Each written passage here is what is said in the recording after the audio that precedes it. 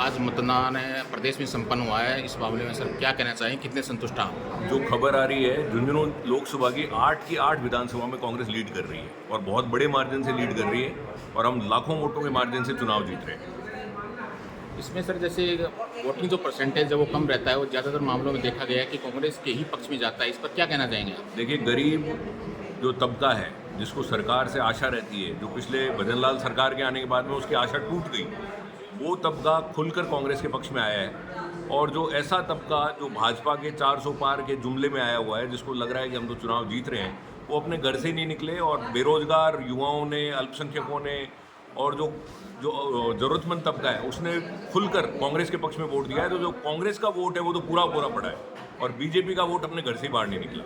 तो इसलिए कांग्रेस बड़े मार्जिन से चुनाव जीत रही है।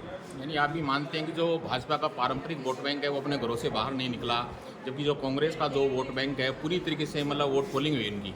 भाजपा का पारंपरिक वोट बैंक में सबसे बड़ा वोट बैंक राजपूत मतदाता होते हैं। वो पूरी तरह नाराज थे भाजपा से, भाजपा प्रत्याशी से नाराज थे, उनके भाषणों से नाराज थे।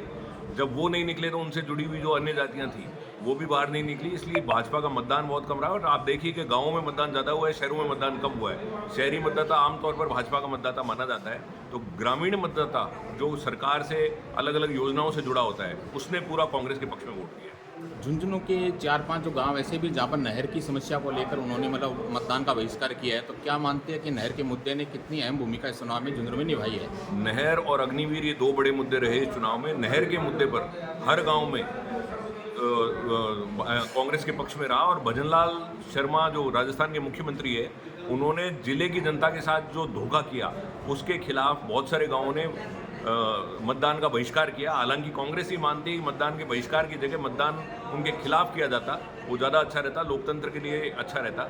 लेकिन मतदान का बहिष्कार उन्होंने जो धोखा किया उससे आहत होकर गांवों ने मतदान का बहिष्कार कर लिया, तो बहुत दुर्भाग्यपूर्ण है। और इस भाजपा सरकार की उल्टी गिनती शुरू हो गई और कांग्रेस के आने का समय फिर से शुरू हो गया। आप प्रदेश प्रवक्ता हैं, तो क्या मानते हैं प्रदेश में लगभग आप कितनी सीटें जीत रहे हैं? हम प्रदेश में मेजोरिटी सीटें जीत रहे हैं और जोरदार बात यह है कि अभी जो 12 सीटों में चुनाव है, इन सभी सीटों पर कांग्रेस जीत रही है। और अगले चरण में आप ये देखिएगा कि बाड़मेर में भाजपा की जमानत जब्त होने वाली है।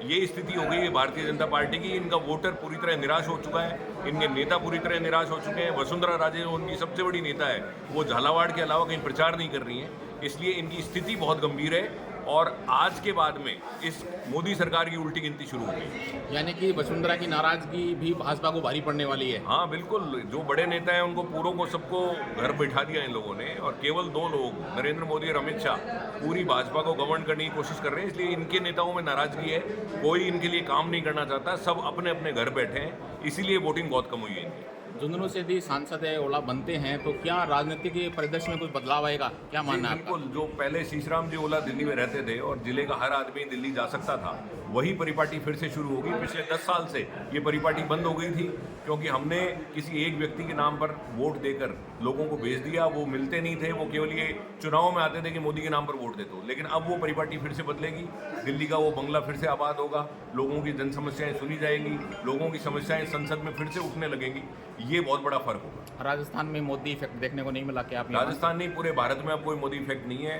बेरोजगारी और गरीबी, पानी, सड़क, बिजली, रेल, ये सब जो जनता के मुद्दे हैं उन्हीं पर वापस से चुनाव हो रहा है। Thank you sir.